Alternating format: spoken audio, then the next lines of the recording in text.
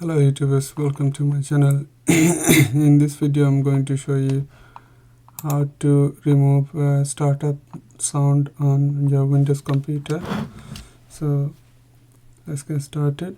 First of all, we'll type in control panel on Windows search bar and the app will appear. Just click on it and then you will come up as like this.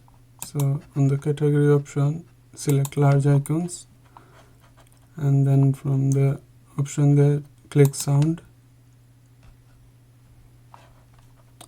and click sound again. So it's unticked on my computer, so if you just untick on here, the startup sound will disappear, and click apply and click OK. Another way you can do it is from this speaker option, open sound settings,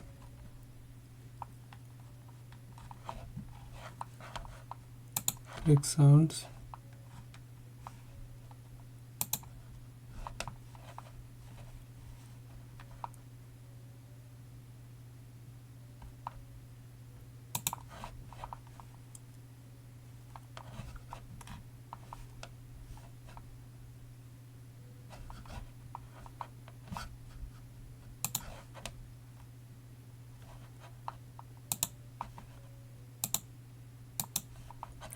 so on the right hand side you can see sound control panel.